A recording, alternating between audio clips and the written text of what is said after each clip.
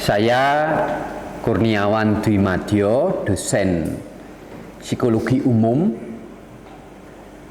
dari STFT Widya Sasana Malang. Materi ajar dalam pertemuan ini tentang teori belajar sosial kognitif. Para mahasiswa tentu masih ingat materi kita sebelumnya. Saya hanya menampilkan secara ringkas materi ajar sebelumnya. Yang pertama soal pengkondisian klasik, hal yang mudah kita jumpai dalam hidup sehari-hari. Contohnya sederhana, iklan itu memakai teori ini. Ketika kalian jalan-jalan ke pusat kota, melewati restoran, sebutlah KFC.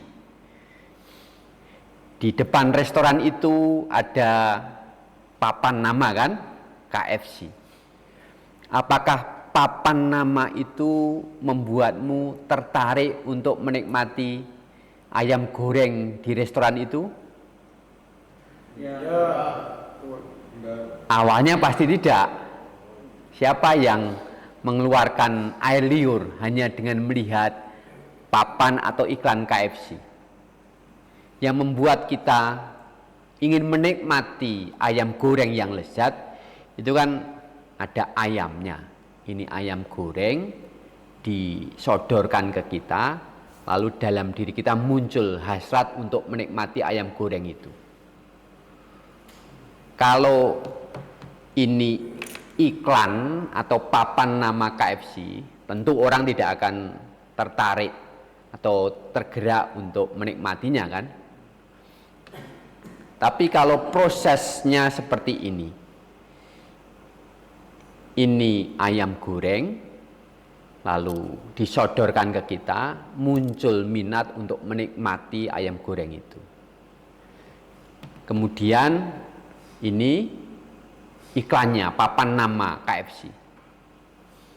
Kalau urutannya begini, ayam goreng, lalu iklan, kita tertarik untuk menikmati ayam goreng itu. Ayam gorengnya disisihkan dulu. Hanya ada iklan KFC. Karena prosesnya yang awal tadi diulang-ulang, hanya dengan melihat iklan KFC, kita tertarik untuk menikmati ayam goreng. Itulah yang terjadi kalau kita jalan-jalan ke pusat kota, lalu melewati restoran KFC misalnya, melihat papan nama, tergerak dalam diri kita ingatan akan ayam goreng dan ingin menikmatinya. Seperti itulah cara kerja iklan. Iklan apapun di televisi juga begitu. Hanya gambar, hanya suara, tapi orang tergerak untuk mendapatkan atau menikmati yang ditawarkan itu. Sedangkan pengkondisian operan itu soal belajar melalui konsekuensi. Seorang siswa belajar dengan giat, lalu ujian, kemudian mendapat nilai yang baik. Hasil ujian ditunjukkan ke orang tuanya, lalu orang tua mengapresiasi. Misalnya dengan mentraktir anak itu makan di restoran favoritnya. Apa yang terjadi dengan anak itu selanjutnya? Dia pasti menginginkan ditraktir lagi kan? Maka dia belajar dengan lebih tekun. Harapannya mendapat traktiran. Jadi perilaku itu diulang karena ada konsekuensi yang dia terima. Dia belajar dengan baik, mendapat hadiah. Besoknya dia tetap belajar, harapannya mendapat hadiah. Apa yang terjadi kalau dia belajar dengan tekun? Orang tuanya tidak memberi hadiah, tidak mentraktir. Apakah perilaku belajar itu tetap terjadi? Mengapa? Karena tidak ada hal yang didapatkan kalau dia belajar, sehingga motivasinya kurang. Jadi konsekuensi yang diharapkan tidak terjadi. Karena tidak ada traktiran atau hadiah yang diterima, perilaku belajar itu lama-kelamaan akan berhenti. Itulah para saudara teori pengkondisian operan. Apakah teori ini ada kelemahannya? Ada tidak? Ada. Apa Bertus? Apabila pelaku tidak menerima konsekuensi yang diharapkan, dia tidak melakukan tindakan yang seharusnya dilakukan. Betul. Jadi teori ini punya titik lemah. Kelemahan yang utama, perilaku-perilaku yang tadi kita bicarakan tidak melibatkan kemampuan berpikir seseorang. Seseolah manusia itu mekanistik saja. Perilaku itu seperti mesin. Kalau ada konsekuensi, perilaku itu dilanjutkan, diteruskan. Kalau tidak, ya dihentikan. Itu kan seperti mesin. Kalau ada bensin dalam motor itu, maka motor itu bisa dijalankan. Kalau bensinnya tidak ada, ya berhenti. Apakah perilaku manusia seperti itu? Kan tidak. Seorang siswa belajar bukan hanya untuk mendapatkan hadiah. Mungkin orang tua akan memberi hadiah karena anaknya berhasil mendapat nilai yang baik. Tapi seorang yang baik, meski orang tuanya tidak memberi hadiah, dia tetap belajar. Manusia itu punya kemampuan bernalar. Dan teori sosial kognitif ini melibatkan kemampuan manusia dalam bernalar. Tokoh utama teori sosial cognitive learning adalah Albert Bandura. Coba perhatikan piramida ini. Ada 3 komponen. Yang pertama, personal determinants. Yang kedua, environmental determinants. Dan yang ketiga, behavioral determinants. Ketiganya itu saling terhubung. Sebuah perilaku terjadi bukan sekedar ada rangsangan atau dorongan dari luar. Seseorang bertindak juga melibatkan proses berpikir dari orang itu. Mengapa saya belajar? Bukan hanya guru menyuruh, bukan karena ada hadiah yang akan saya peroleh, tapi dalam diri saya ada kemauan untuk belajar. Itulah yang dipikirkan oleh Albert Bandura. Perilaku itu terjadi tidak hanya karena dorongan, rangsangan dari luar. Perilaku itu dilakukan juga melibatkan kehendak seseorang, melibatkan kemampuan berpikir. Mengapa saya melakukan? Karena saya tahu tindakan itu perlu saya lakukan. Begitu. Jadi teori ini menekankan pentingnya keyakinan, persepsi, dan pengamatan terhadap perilaku orang lain. Tapi tidak berhenti di situ. Meski mengamati, melihat orang lain, dituntut juga proses berpikir dari kita. Lalu perilaku itu bisa terwujud. Mari kita simak video singkat ini. Nanti saya minta tanggapanmu terkait dengan apa yang kamu lihat.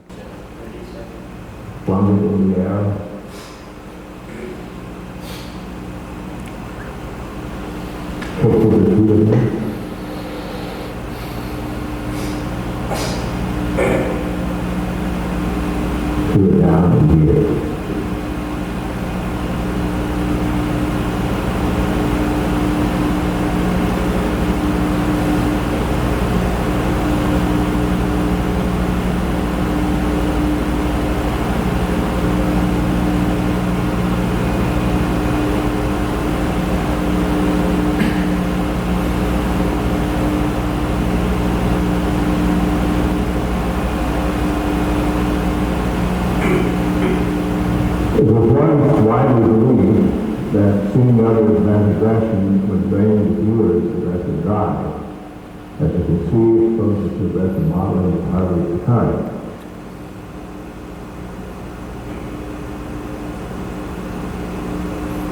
Saya kira cukup ya. Apa yang kamu lihat, pelajari dari tampilan singkat ini?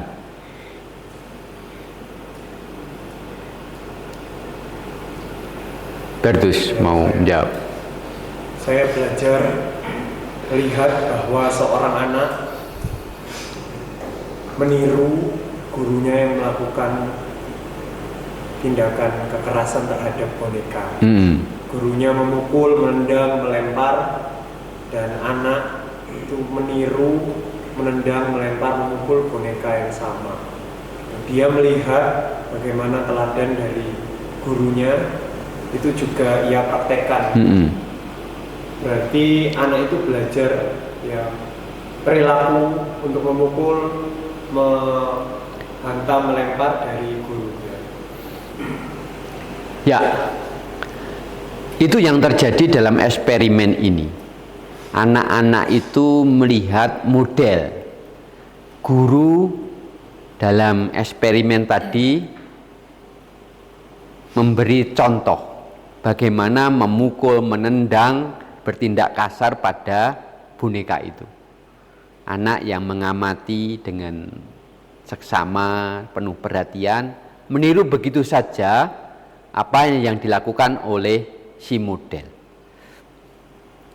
Jadi social cognitive learning itu berasal dari pengamatan dan peniruan. Hadiah, reward tidak diperlukan. Beda dengan pengkondisian operan. Seorang siswa belajar, harapannya mendapat hadiah dari orang tua. Dia belajar karena ada reward, hadiah. Kalau social cognitive learning tidak perlu hadiah atau reward, manusia cukup atau kita cukup mengamati perilaku orang lain lalu menirunya. Jadi anak-anak berbuat seperti itu hanya karena melihat model. Sebenarnya ada 4 proses dalam social cognitive learning. Proses pertama atau tahap pertama itu attention. Dari film tadi, anak itu memberi perhatian pada gurunya, mengamati dengan teliti apa yang dikatakan, dilakukan oleh gurunya. Pengamatan atau perhatian itu diingat di memorinya. Itu tahap kedua.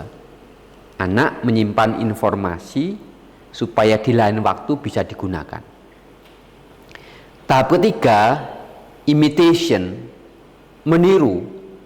Anak yang tadi punya ingatan melakukan di lain waktu, meniru seperti yang dilakukan oleh model, oleh gurunya tadi. Apa yang menggerakkan anak itu meniru? Itulah motivasi. Anak mempunyai alasan mengapa meniru model. Dalam hidup sehari-hari, apakah kalian juga menjumpai 4 proses ini? Contohnya apa? Yang lain, mungkin yang di tengah atau belakang.